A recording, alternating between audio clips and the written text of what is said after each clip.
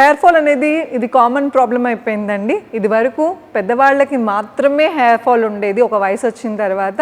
But ఇప్పుడు చిన్నపిల్లలకు కూడా హెయిర్ ఫాల్ అనేది క్వైట్ కామన్ అయిపోయింది. స్ట్రెస్ మూలానే కానీ ఆర్ న్యూట్రిషన్ డెఫిషియన్సీ అంటే ఫుడ్లో సరిగ్గా క్వాలిటీ ఆఫ్ ఫుడ్ లేకపోవటము, విపరీతమైన స్ట్రెస్ తీసుకోవటము, నిద్ర సరిగా లేకపోవటము, కొన్ని మెడిసిన్స్ మూలాన, అలానే hormonal problems like thyroids, PCOS, irregular periods, వీటి ఏ రీజన్ అయినా కానీ హెయిర్ ఫాల్ అనేది క్వైట్ కామన్. సో డైట్లో చిన్న మార్పులు ఎలా చేసుకోవాలి, ఆసనాలు చాలా సింపుల్ ఆసనాస్ ఇంట్లో చేసుకోవటం వలన హెయిర్ గ్రోత్ చాలా బెటర్ అవుతుంది, క్వాలిటీ ఆఫ్ హెయిర్ కూడా చాలా మెరుగుపడుతుంది. అది ఎలా చేయాలో ఈరోజు ఈ ఎపిసోడ్లో మనం చూద్దాం. నమస్తే, నేను మీ Hima, international advance yoga trainer and nutritionist. Welcome to signature studios. ఈరోజు ఈ ఎపిసోడ్లో చాలా ఇంట్రెస్టింగ్ ఆసనాస్, ఎస్పెషల్లీ తలకి బ్లడ్ పంపింగ్ జరిగేవి, అంటే రక్త ప్రసరణ తలకి జరగటం మూలాన హెయిర్ గ్రోత్ చాలా బాగా పెరుగుతుంది.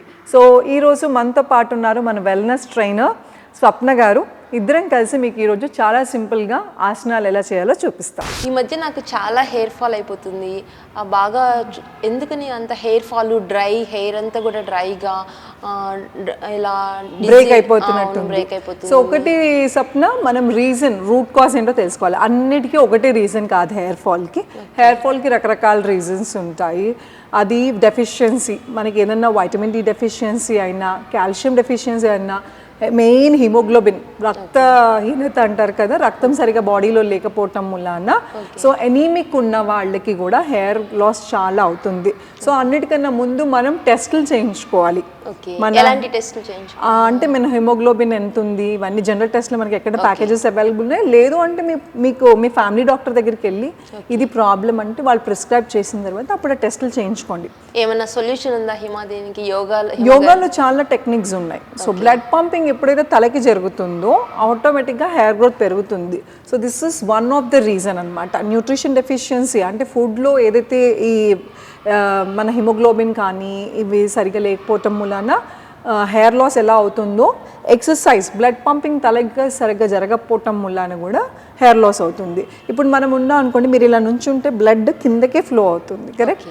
సో కిందకే వస్తున్నప్పుడు కాళ్ళకి, మోకాళ్ళ మీద, కాళ్ళ మీద ఎక్కువ ప్రెషర్ పడిపోతుంది, తలకి అవ్వట్లేదు. సో యోగాలో మీరు ఏమైనా ఆసనాలు చూస్తే ఎక్కువ తల కిందకి, కాళ్ళు పైకి. సో బ్లడ్ పంపింగ్ రివర్స్ చేస్తున్నాం. సో తలకి ఎంతవరకు అవ్వాలో అంతవరకు అవ్వటం మూలాన దానికి బ్లడ్ పంపింగ్ జరిగి లోపల నుంచి హెయిర్ ఫాలికల్స్, జుట్టు ఎప్పుడు చాలామంది తెలియక స్వప్న రకరకాల షాంపూలు, ఆయిల్స్, జుట్టు వస్తుంది ఇది ఆయిల్ వాడండి అని అంటారు. సో జుట్టుకి ఆయిల్ అవన్నీ బయట ఎక్స్టర్నల్లీ, కానీ జుట్టు పెరిగేది ఎడ్జ్ నుంచి కాదు, లోపల నుంచి. సో లోపల నుంచి ఏంటి? పౌష్టికాహారం, మంచి ఆకుకూరలు, ఐరన్ రిచ్ ఫుడ్, దాంతోపాటు బ్లడ్ పంపింగ్ జరిగే ఆసనాలు. సో ఈరోజు చాలా మంచి ఆసనాలు మనం చేయొచ్చు హెయిర్ గ్రోత్ కోసం. ఓకే, సో అది ఎలా చేయాలో ఇలా నేను చూస్తా. ఫస్ట్ వన్ అధోముఖ శ్వానాసనం, అంటే కుక్క ఒళ్ళు విరుచుకున్నట్టు. శ్వాన అంటే డాగ్ అని తెలుసు కదా, సో డౌన్వర్డ్ ఫేసింగ్ డాగ్ అంటారు, అధోముఖ శ్వానాసనం. ఇది చాలా సింపుల్ టెక్నిక్. దీంట్లో బ్లడ్ పంపింగ్ తలకి జరిగి హెయిర్ గ్రోత్ చాలా బాగా పెరుగుతుంది. ఓకే, సో ఇది ఎలా చేయాలో చూద్దాం. సిరిన్ వజ్రాసనం, దీని వజ్రాసనం అంటారు. సో వజ్రాసనంలో కూర్చుని కాళ్ళని కొంచెం దూరం పెట్టుకుని, వైడ్ ఓపెన్ ద ఫింగర్స్, వేళ్ళని ఇలా వైడ్ చేసుకుని ఫ్లోర్ మీద పెట్టుకుని స్లోగా పైకి లిఫ్ట్ చేయండి మీ హిప్ని. ఇలా అధోముఖ శ్వానాసనం అంటారు. మీ మోకాల్ని చూడండి, అలా ఉంచి మోకాల్ని చూడండి, గేజ్ మోకాల్ వైపు ఉండాలి. Stretch your spine. స్వప్న తెలుస్తుందా? బ్లడ్ స్లోగా తలకి వెళ్తుంది. చాలా బాగా తెలుస్తుంది హిమ గారు. సో ఇలా స్ట్రెచ్ అవటం మూలన ఒక 10 seconds హోల్డ్ చేయాలి. Breathing should be normal breathing, breathe in breathe out, hold చేయాల్సిన అవసరం లేదు. ఓకే, స్లోగా బ్యాక్ టు యువర్ పొజిషన్. నా ఎప్పుడైనా ఫార్వర్డ్ బెండ్ చేయగానే కొంచెం కళ్ళు తిరిగినట్టు అనిపిస్తే రబ్ యువర్ పామ్స్, చేతులు ఇలా రబ్ చేసుకుని స్లోగా కళ్ళ మీద పెట్టుకుని కళ్ళు తెరవచ్చు. తెలిసిందా? సో బ్లడ్ అంతా కంప్లీట్గా ముందుకు పంప్ అవుతుంది కాబట్టి, సో బ్లడ్ పంపింగ్ ఎప్పుడైతే జరుగుతుందో లోపల ఫాలికల్స్కి కరెక్ట్గా, సో ఆటోమేటిక్గా హెయిర్ గ్రోత్. ఇలా ఎంతసేపు చేయాలి హిమ గారు? 10 seconds హోల్డ్ చేయాలి. ఆసనం అనేది యోగాలో ఏదైనా కూడా ఎన్నిసార్లు చేసామనేది కాదు, ఎంతసేపు హోల్డ్ చేసామనేది ఇంపార్టెంట్. సో హోల్డింగ్ అనేది 10 seconds నుంచి స్టార్ట్ చేసి స్లోగా పెంచుకుంటారు. ఎనీ పర్టిక్యులర్ టైం అంటే? Best time early in the morning. Okay.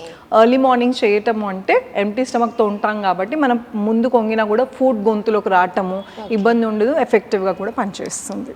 Okay, రెండో ఆసనం చూద్దామండి. దాని పేరే ఉష్ట్రాసనం, క్యామిల్ పోజ్ అంటాం. ఓకే. సో క్యామిల్ స్పైన్ చాలా ఫ్లెక్సిబుల్ ఉంటుంది. ఈ పొజిషన్లో మనం తల వెనక్కి విరుస్తున్నాం కాబట్టి బ్లడ్ పంపింగ్ ఒక్కొక్క రకరకాల డైరెక్షన్స్లో మనం బ్లడ్ పంపింగ్ చేస్తున్నాం. సో ఇది కూడా చాలా మంచి ఆసనం. ఎలా చేయాలో చూద్దాం. వజ్రాసనంలో ఫస్ట్ కూర్చోవాలి. ఈ ఆసనం చేస్తాకి వజ్రాసనంలో కూర్చొని కొంచెం కాళ్ళు దూరం పెట్టుకోవాలి ఈజీగా. అంటే ఫస్ట్ టైం చేసే వాళ్ళకి ఆసనం సరిగా రాలేదు, ఇప్పుడే ట్రై చేస్తున్నాం అనుకున్న వాళ్ళు కాళ్ళు కొంచెం దూరం పెట్టాలి. సో ఈజీ వే కూడా నేను చూపిస్తాను. మోకాల మీద నుంచుని, రాని వాళ్ళు ఫస్ట్ టైం చేసే వాళ్ళు సింగిల్ హ్యాండ్ ఒక చెయ్యి నడుము మీద, ఇంకో చెయ్య టచ్ చేసి మీ యాంకిల్ని మడాల్ని తల వెనక్కి తీసుకోండి. అలానే ఇంకో వైపుకి, ద అదర్ సైడ్ స్ట్రెచ్. పొట్ట ముందుకు పుష్ చేయండి. ఇది బేసిక్ లెవెల్. అంటే ఎవరికైతే సరిగ్గా రాదో ఫస్ట్ టైం ట్రై చేశారో వాళ్ళు. సో బాగానే వచ్చు, ఫ్లెక్సిబుల్గా ఉంది అనుకున్న వాళ్ళు రెండు సైడ్లు టచ్ చేయాలి. చేతులు నడుము మీద, push your tummy forward and bend.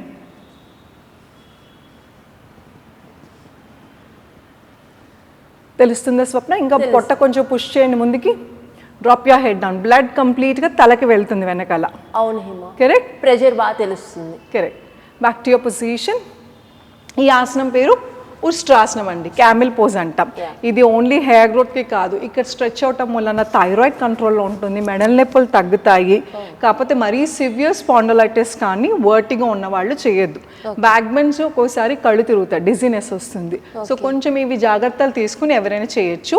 వజ్రాసనం కింద కూర్చోవాలి చేయాలని లేదు, పెద్దవాళ్ళు అయితే ఇంట్లో బెడ్ మీద కూర్చొని కూడా చేసుకోవచ్చు. ఓకే. ఇందాక వెళ్ళినప్పుడు ఇక్కడ నుంచి డౌన్వర్డ్ గా ఇప్పుడు వెనక్కి. సో ఏదైనా సరే పంపింగ్ ఇప్పుడు మీకు ఇప్పటికే తెలిసింది కదా ఎంత పంపింగ్ జరిగిందో. ఇలా రెగ్యులర్ గా చేయటం వలన తలకు కావాల్సిన రక్త ప్రసరణ జరిగి స్లోగా మనకి డిఫరెన్స్ మనకి తెలిసిపోతుంది. అండ్ ఏదైనా హెడ్ డౌన్ తల కింద చేసేవి స్ట్రెస్ తగ్గుతుంది, స్ట్రెస్ మేనేజ్మెంట్ కూడా హెల్ప్ అవుతుంది. సో మూడో ఆసనం బాలాసనం. ఇది కూడా తలకి రిలాక్స్ అవ్వటానికి చాలా చాలా ఇంపార్టెంట్. దీనికి కూడా ఫస్ట్ వజ్రాసనంలో కూర్చోవాలి. కాళ్ళు దూరం, మోకాళ్ళు దూరం, వైడ్ ఓపెన్ ద ఫింగర్స్, వేళ్ళని వైడ్ చేసి మీ నుదుటని ఫోర్ హెడ్ని ప్రెస్ చేయండి ఫ్లోర్ మీద. Stretch your hands, close your eyes, breathing should be normal, just relax.